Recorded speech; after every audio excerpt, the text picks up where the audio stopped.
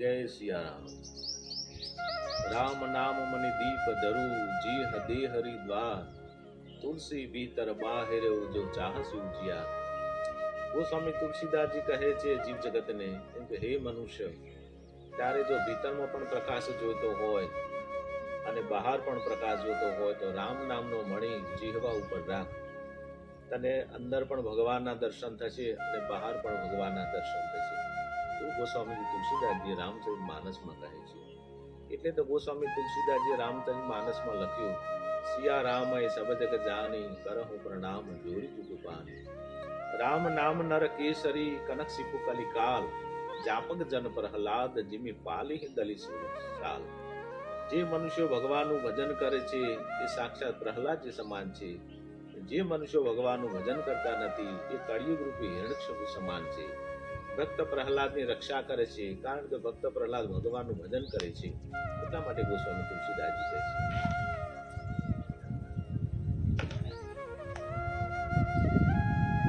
રામચરિત માનસ મહાત્મય. ગોસ્વામી તુલસીદાસજી માનસમાં ભગવાનના ચરિત્ર વિશે, ભગવાનના ગુણગાન વિશે એમનું વર્ણન કર્યું છે. એ રામચરિત માનસનું આધ્યાત્મિક મહાત્મ્ય શું છે, શા માટે જીવ જગત રામચરિત માનસના આશ્રય રહે છે, એનું આધ્યાત્મિક કારણ શું? તો સર્વપ્રથમ તો રામચરિત માનસને વેદ શિરોમણી ધર્મ ગ્રંથ કહ્યો છે ગોસ્વામીજી. એનું કારણ શું?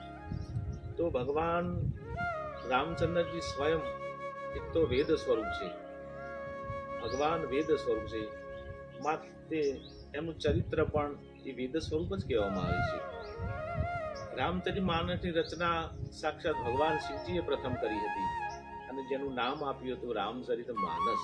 ગોસ્વામીજી કહે છે, રામચરિત માનસ મુનિ ભાવન, વિચ્યવ શંભુ સુહાવન પાવન, રચી મહેશ નિજ માનસ રાખા, પાઈ સુસમય શિવાસન ભાષા, કલી વિલોકી જગ હિત હર ગીરજા, સાબર મંત્ર જાલ જીન શિરીજા. ભગવાન શિવજીએ રામચરિત માનસની રચના કરી અને પોતાના હૃદયમાં રાખ્યું હતું. જ્યારે યોગ્ય સમય થયો ત્યારે માતા ભવાનીને આ કથા સંભળાવી હતી, જેનું નામ જ હતું રામચરિત માનસ. કલી બિલોકી જગ હિત હર ગિરજા, સાબર મંત્ર જાલ ચિહ્ન શિરીજા. જે રામચરિત માનસ છે, માનસની દરેક આધ્યાત્મિક ચોપાઈઓ મહામંત્ર સમાન છે, ઋગ્વેદ છે, સામવેદ છે. ભગવાન શિવજી કહે છે, હે પાર્વતીજી, તમે વિષ્ણુ ભગવાનના 1000 નામ લ્યો અને માજની એક આધ્યાત્મિક ચોપાઈનું પઠન કરો, પણ ફળ પ્રાપ્તિ તો એક જ થશે. જીવ જગતના ઉદ્ધાર માટે ભગવાન ભવાની શંકરજીએ આ રામચરિત માનસ રચના કરી હતી. સહસ નામ સમ સુની શિવબાની, જપી જીવ્ય સંગ ભવાની. ભગવાન શિવજી સાથે સતત માતા પાર્વતીજી રામ નામનો જાપ જપ્યા કરે છે. એટલું જ નહીં, સાક્ષાત ભગવાન શિવજીનો સંપૂર્ણ દરબાર પણ એ રામ નામ જ જપ્યા કરે છે. ગણપતિએ રામ નામના સ્મરણથી સર્વ જગતમાં સર્વપ્રથમ પૂજાય છે. કાર્તિક સ્વામી દેવતાઓના સેનાપતિ બન્યા એ પણ ભગવાનના નામ સ્મરણના પ્રભાવથી. ભગવાન શિવજી અવિનાશી બન્યા એ પણ ભગવાન રામ નામના પ્રભાવથી. મહામંત્ર જોઈ જપત મહેશુ, કાશી મુક્તિ હેતુ ઉપદેશુ, જાસુ નામ બલ શંકર કાશી, દેત સભી સબ ગતિ અવિનાશી.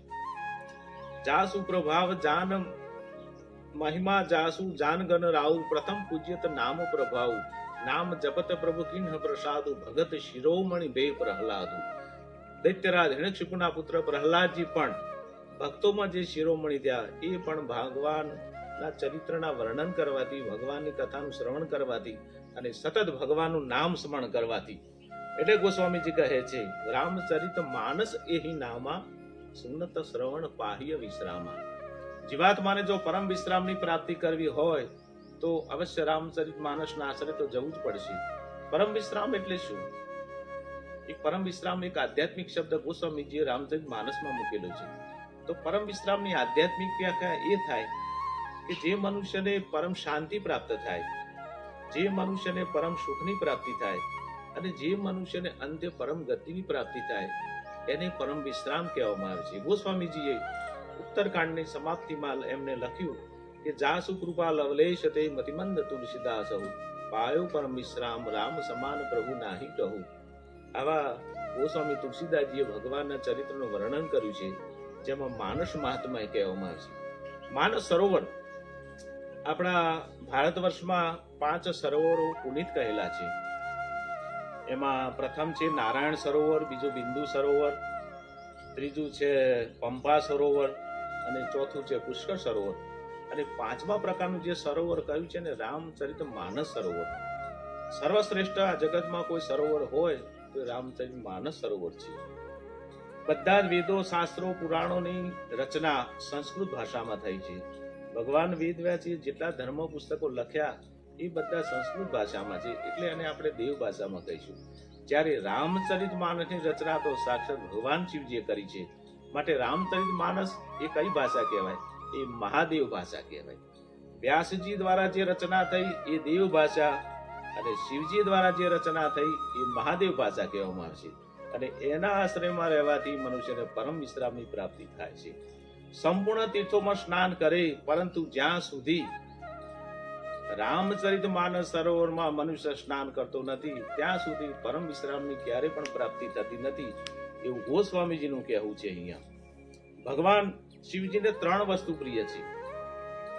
એક તો ભગવાનની કથા એટલે કે રામચરિત માનસ, બીજું ભગવાન શિવજીને પ્રિય છે રામ નામ, અને ત્રીજું પ્રિય છે ભગવાનનું ભજન કરતા હોય એવા રામ ભક્તો પ્રિય છે. એટલે તો ભગવાન શિવજીએ રંગનાથ પ્રભુ પાસે માગ્યું છે. ભગવાન રામજી જોડે 3 વસ્તુ માગી છે કે 12 વર માગવ હર્ષિ દેહો શ્રી રંગ, પદ સરોજ અનપાયની ભક્તિ સદા સત્સંગ.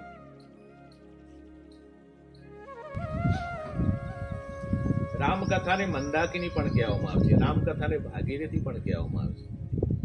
જેમ ભાગીરથી ગંગાજી 3 લોકમાં વહન કરે છે, તે પ્રમાણે રામકથા રૂપી ભાગીરથી પણ 3 લોકમાં વહન કરે છે. પૃથ્વી ઉપર ભગવાનના ભક્તો રામકથાનું આવાહન કરે છે, ભગવાનની કથાનું શ્રવણ કરે છે, પઠન કરાવે છે, કથા કરાવે છે અને કથા સાંભળે પણ છે. આ પૃથ્વી પર એ રામચરિત માનસનું મહાત્મ્ય છે. બીજું દેવલોકમાં, સ્વર્ગમાં સરસ્વતીએ જેમ બ્રહ્માજી પણ ભગવાન રામની જ કથાનું નિરૂપણ કરે છે. ત્યારે સાક્ષાત ભગવાન શેષનારાયણ પરમાત્મા એ પાતાળમાં જઈ અને રામકથાનું આવાહન કરે છે. આ રીતે રામકથાનું 3 લોકમાં વહન થાય છે. એટલા માટે રામકથાને મંદાકિની કહી છે, રામકથાને ભાગીરથી કહી છે. આપણા સનાતન ધર્મગ્રંથમાં 3 પ્રકાર બતાવ્યા છે. સનાતન ધર્મગ્રંથના 3 પ્રકાર. એમાં જે 2 પ્રકાર છે એ સનાતન છે, સત્ય છે, અવિનાશી છે અને શાશ્વત છે. કયા કયા? એક છે નિર્ગન ગ્રંથ, બીજા પ્રકારના ગ્રંથનું નામ છે સ્મૃત ગ્રંથ, અને ત્રીજા પ્રકારના ગ્રંથનું નામ છે કૃત ગ્રંથ. હવે નિર્ગંધ ગ્રંથ કોને કહેવાય? નિર્ગંધ ગ્રંથ એટલે ભગવાનના મુખમાંથી નીકળેલા જે વેદ છે એને નિર્ગંધ ગ્રંથ કહેવામાં આવે છે. ગોસ્વામી તુલસીદાસજી માનસમાં કહે છે, જાકી સહજ શ્વાસ શ્રુતિ ચારી, સો હરિ પઢ યહ કૌતુક ભારી. જ્યાં વેદો છે એને નિર્ગંધ ગ્રંથ કહેવામાં આવે છે, જે ભગવાનના મુખકમળમાંથી નીકળ્યા હતા, એટલે એને નિર્ગંધ ગ્રંથ કહેવામાં આવે છે. હવે સ્મૃત ગ્રંથ એટલે શું? સ્મૃત ગ્રંથ એટલે કોને કહેવાય? ભગવાન મહામુનિ વાલ્મીકીજી, ભગવાન વેદવ્યાસજી, ભક્ત કવિ તુલસીદાસજી, ચારણ મહાત્મા ઈશ્વરદાસજી, નાભાદાસજી અને સુખદેવજી દ્વારા જે ભગવાનની પ્રેરણા દ્વારા અને જે લોકોએ ભગવાનના અનુભવ અને અનુભૂતિ દ્વારા જે શાસ્ત્રો, ધર્મશાસ્ત્રો અને પુરાણોની જે રચના કરી છે એને સ્મૃત ગ્રંથ કહેવામાં આવે છે. દાખલા તરીકે વાલ્મીકી રામાયણ, તુલસી રામાયણ, હનુમંત રામાયણ, નાભા પુસ્તક, નાભાજીનું ધર્મ પુસ્તક અને ચારણ મહાત્મા ઈશ્વરદાસજીનું દેવ્યાણ છે, હરિરસ છે. આ બધા ગ્રંથોને સ્મૃત ગ્રંથ કહેવામાં આવે છે. તો કૃત ગ્રંથ કોને કહેવામાં આવે છે? કૃત ગ્રંથ એને કહેવાય કે જે મનુષ્યએ પોતાની કલ્પિત રચનાઓ દ્વારા જે ગ્રંથની રચના કરી એને કૃત ગ્રંથ કહેવામાં આવે છે. નાશવંત મનુષ્યને ભગવાન માની એમની નિરર્થક ચર્ચા રૂપે જે પુસ્તકો બનાવ્યા છે એને કૃત ગ્રંથ કહેવામાં આવે છે, જેના આશ્રય રહેવાથી મનુષ્યને કોઈ ફળ પ્રાપ્તિ થતી નથી. શ્રુતિ સંમત હરિભગતિ પથ.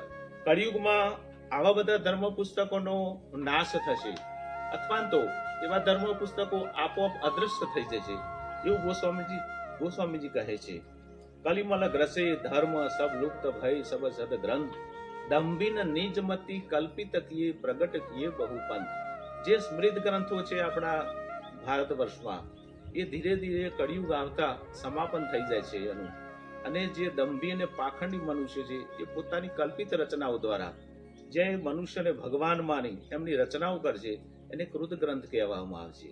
એ પણ એક કળિયુગનો એક મહિમા છે કે જે મનુષ્યો આવી રચનાઓ કરશે, જેના આશ્રય રહેવાથી જીવાત્માને કોઈ સુખ કે શાંતિ પ્રાપ્ત થતી નથી. કલિમલ ગ્રસે ધર્મ સબ લુપ્ત ભય સબ સદગ્રંથ દંભીન નિજમતી કલ્પિત કિયે પ્રગટ કિયે બહુ પંથ શ્રુતિ સંમત હરિ ભગતિ પથ સંજુત બિરતિ વિવેક. એ પણ એવા ધર્મશાસ્ત્રો પણ એનું સમાપન થઈ જશે. પ્રમાણિત ધર્મગ્રંથ કયા છે આપણા ભારત વર્ષમાં? રામાયણ છે, શ્રીમદ ભાગવત પુરાણ છે, ગીતાજી છે, હરિરસ છે. આવા બધા ધર્મ પુસ્તકો છે, શિવ પુરાણ છે. આવા બધા ધર્મ પુસ્તકો પ્રમાણિત કહેવામાં આવે છે. ગીતાજી જે ભગવાનના મુખ કમળમાંથી નીકળેલી વાણી છે એને આપણે ગીતાજી કહીએ છીએ. જેમાં ભગવાનનો વાસ છે અને રામાયણ કહીએ છીએ. જેમાં ભગવાન સ્વયં પ્રકાશ મૂકીને ગયા છે અને શ્રીમદ ભાગવત પુરાણ કહે છે. પૂર્વે આપણા જે બધા સાધુ સંતો થયા, ભક્તો થયા, કવિઓ થયા, ધર્માચાર્યો થયા, એમને કોઈ પણ પંથ, વાડા કે સંપ્રદાય પાડ્યા નથી. કેમ કે એમાં નરસિંહ મહેતા છે, મીરાબાઈ છે, તુલસીદાસજી છે, ભગવાન વેદવ્યાસ છે, વાલ્મીકી મહારાજ છે, એકનાથ છે, નામદેવજી મહારાજ છે, ધ્રુવજી છે, પ્રહલાદજી છે. આવા ભક્તોએ ભગવાનના પથ પર ચાલ્યા છે, પંથ પર ચાલ્યા નથી. કારણ સનાતન માર્ગ ઉપર ચાલવું જોઈએ. તુલસીદાસજી કહે છે, મુનિન પ્રથમ હરિ કીર્તિ ગાઈ તેહી મગ ચલત સુગમ મોહી બાઈ. મારા માટે સુગમ પંથ કયો? કે જે પથ પર ચાલ્યા છે નરસિંહ મહેતા, ધ્રુવજી, મીરાબાઈ, એ પથ યોગ્ય છે. જેના પથ પર ચાલવાથી મનુષ્યને પરમ વિશ્રામની પ્રાપ્તિ થાય છે. મુનિના પ્રથમ હરિ કીર્તિ ગાય તેહી મગ ચલત સુગમ મોહી બાઈ બંધવ ચરણ કમલ તિન કીરે પુનઃ સકલ મનોરથ મેરે. રામચરિત માનસ વેદ સ્વરૂપ શા માટે? ભગવાન સ્વયં વેદ સ્વરૂપ છે, માટે રામચરિત માનસ પણ સ્વયં વેદ પણ કહેવામાં આવે છે.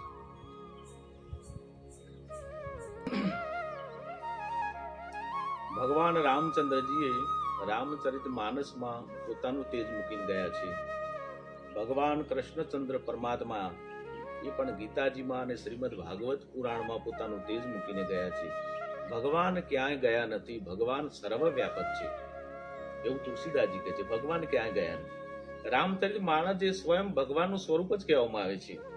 તો મહાત્મા શ્રેષ્ઠ કોનું કહેવામાં આવે છે? અત્યારે હાલના વર્તમાન સમયમાં સંપૂર્ણ વેદો, પુરાણો, શાસ્ત્રો અને શ્રુતિઓના સંપૂર્ણ પ્રકારના જો શ્લોક ગણવામાં આવે તો 5 શ્લોક, 5 લાખ શ્લોક થાય. વેદો ને પુરાણો અને શ્રુતિઓના સર્વ પ્રકારના શ્લોકની ગણતરી કરવામાં આવે તો એ શ્લોકોની સંખ્યા છે 5 લાખ. પરંતુ ગોસ્વામીજી કહે છે આ 5 લાખ શ્લોક બરાબર માનસની એક ચોપાઈ દ્વારા મનુષ્યને પરમ વિશ્રામની પ્રાપ્તિ થાય છે, પરમ સુખનો આનંદ અનુભવ થાય છે. એ માનસનું આધ્યાત્મિક મહાત્મા જોઈએ તો ગોસ્વામી તુલસીદાસજી માનસમાં કહે છે, રામ રામ કહી જે જમુ હાય તિન પાપ પુંજ સમુહાય. જે મનુષ્ય રામ નામના સ્મરણ કરીને સ્નાન કરે છે એ મનુષ્યને કદાપી પણ પાતક બાધક નડતું નથી. એ મનુષ્ય નિષ્પાપ બની જાય છે. જગ મંગલ ગુણ ગ્રામ રામ કે દાની મુક્તિ ધન ધર્મ ધામ કે. આ એક જ ચોપાઈ દ્વારા મનુષ્યને 5 પ્રકારના પરમાર્થની પ્રાપ્તિ થાય છે. ધર્મ, અર્થ, કામ, મોક્ષ અને પરમ તત્વની પ્રાપ્તિ થાય છે. મનુષ્યને ધન પણ મળે છે, ગતિ પણ મળે છે, સાત્વિક બુદ્ધિ પણ મળે છે અને મનુષ્ય દાનવીર પણ બની શકે છે. આ એક ચોપાઈનું મહાત્મય છે. જગ મંગલ ગુણ ગ્રામ રામ કે દાની મુક્તિ ધન ધર્મ ધામ કે. મનુષ્યને ધન પ્રાપ્ત થાય, ધર્મ પ્રાપ્ત થાય, પરમ ગતિ પ્રાપ્ત થાય અને મનુષ્યને વિશેષ કરીને સાત્વિક બુદ્ધિ પણ પ્રાપ્ત થાય. એટલે તુલસીદાસજી કહે છે વર્તમાન સમયમાં હળાહળ કળિયુગમાં એક નામનો એક મોટો આશ્રય બતાવ્યો છે. રામ અહીં સુમરઈ રામ અહીં ગાવઈ સંતત સુનહી રામ ગુણ ગ્રામઈ. પરમાર્થ સહિત 5 પદાર્થો આ એક જ ચોપાઈ દ્વારા પ્રાપ્ત થાય છે. મનુષ્યને આ ચોપાઈ ખરેખર તો સ્મરણ કરવા જેવી યોગ્ય છે. જગ મંગલ ગુણ રામ રામ કે દાની મુક્તિ ધન ધર્મ ધામ કે. સખા અપરંપાર પરમાર્થ એહુ મન ક્રમ વચન રામ પદ નેહુ. સંપૂર્ણ વેદો, પુરાણો, શાસ્ત્રોનો એક જ સાર છે રામ નામ. રામચરિત માનસનો આશ્રય. જે ગોસ્વામી તુલસીદાસજીએ તમામ પ્રકારના ધર્મશાસ્ત્રો, વેદો અને પુરાણોનું મંથન કરી અને એક મહાન ધર્મ પુસ્તકની રચના કરી એ છે આ રામચરિત માનસ. અને એ રામચરિત માનસની રચના પણ ભગવાન શિવજીની પ્રેરણા દ્વારા કરી છે. નાના પુરાણ નિગમાગમ સંમતમ યદ રામાયણે નિગદિત કવચિત અન્યતપી સ્વાંત સુખાય તુલસી રઘુનાથ ગાથા પાશા નિબધ મતિ મંજૂર માત નોતી સકલ સુકૃત કર બળ ફલ લેહુ શિય રામ પદ સહજ સનેહુ પૂજનીય પ્રિય પરમ જહાતે સબ માનીય રામ કે નાતે.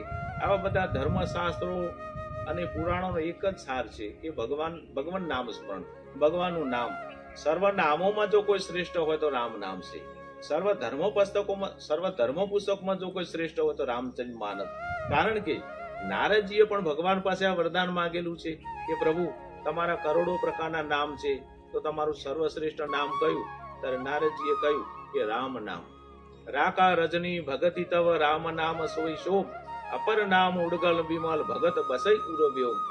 આકાશમાં પૂર્ણચંદ્રમાં જ્યારે પૂર્ણિમાના દિવસે ખીલેલા હોય એ પૂર્ણચંદ્ર સમાન છે રામ નામ.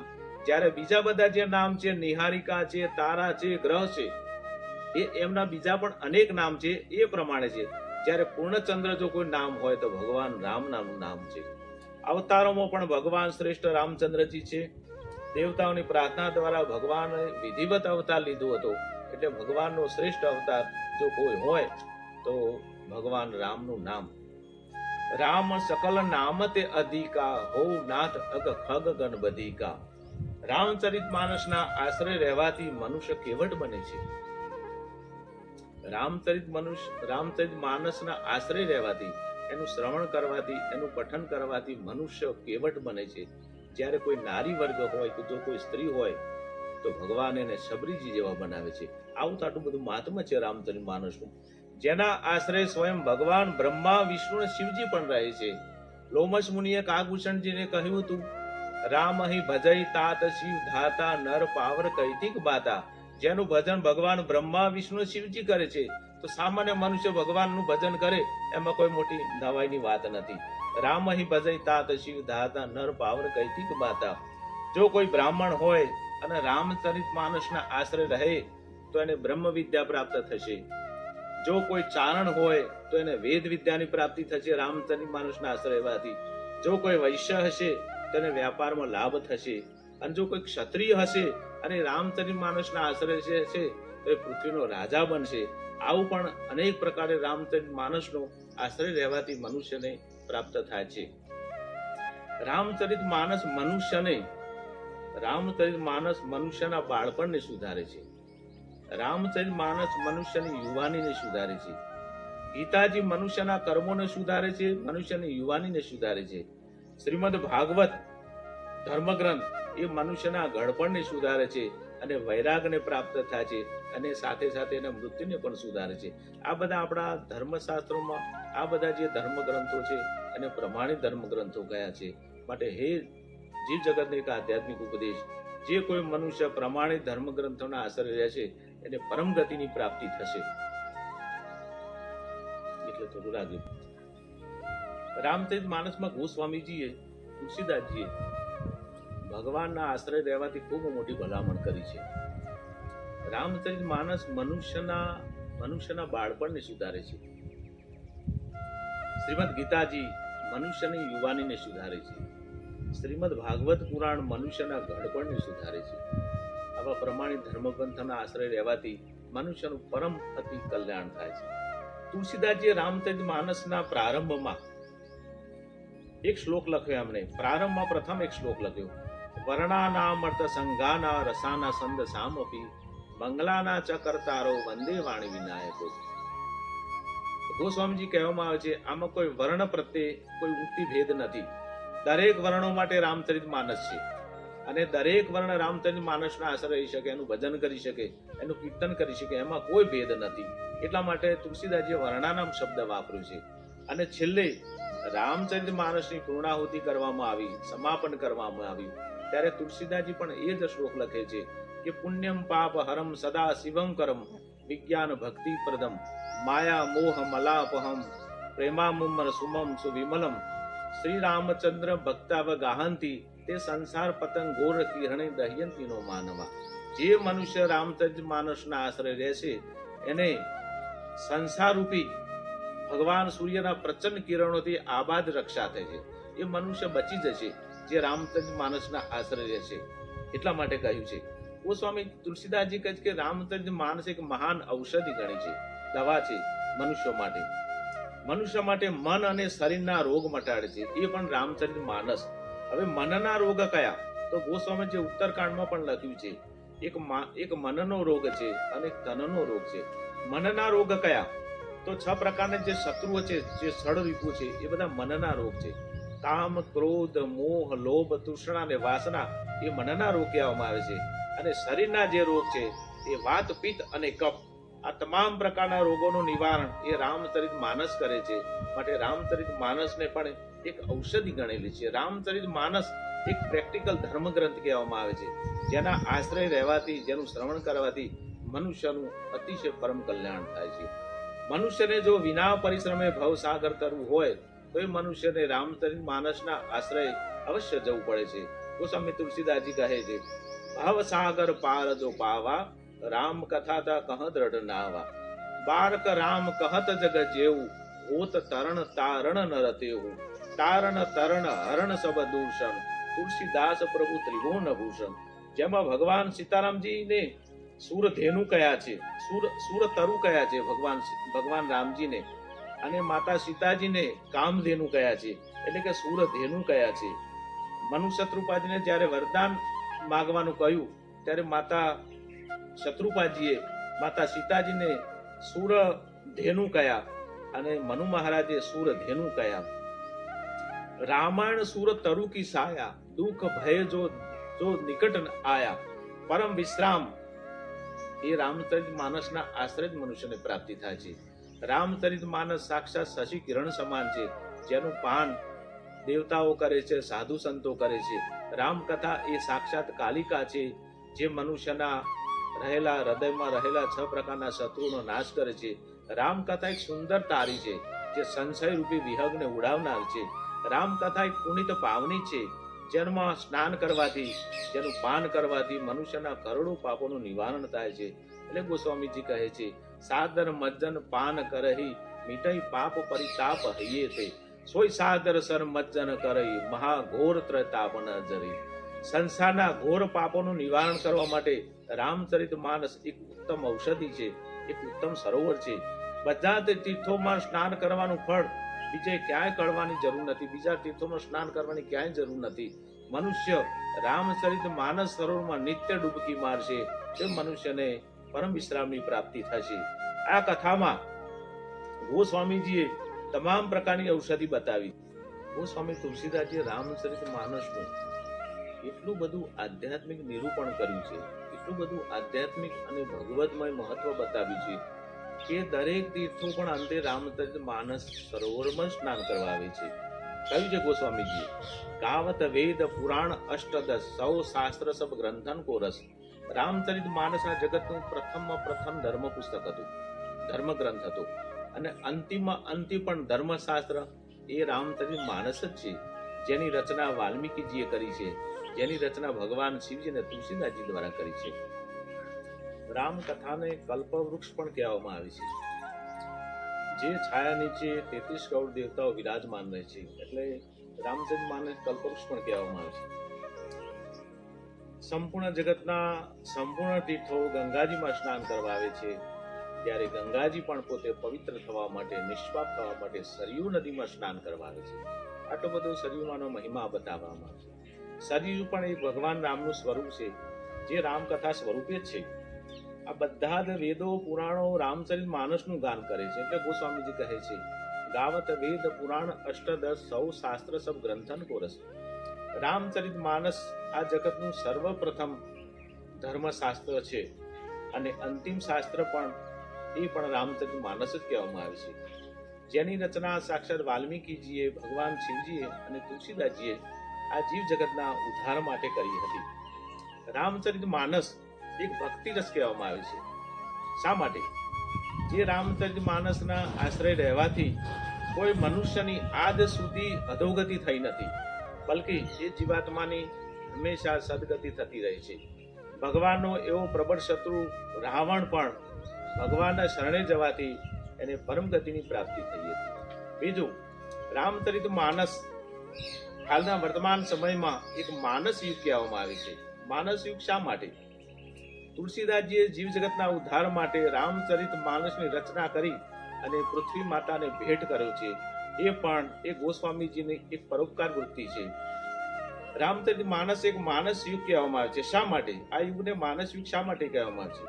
કે ગામડાનો ઓછું ભણેલો મનુષ્ય અને ગામડાનો છેવાડા પક્ષમાં રહેતો મનુષ્ય પણ રામચરિત માનસના આશ્રય રહેવાથી જ પણ એ પરમ વિશ્રામને પ્રાપ્ત થાય છે. અને એ પણ એ માનસની એકાદ ચોપાઈ તો એને આવડતી જ છે, એટલે માનસ યુગ કહેવામાં આવે છે.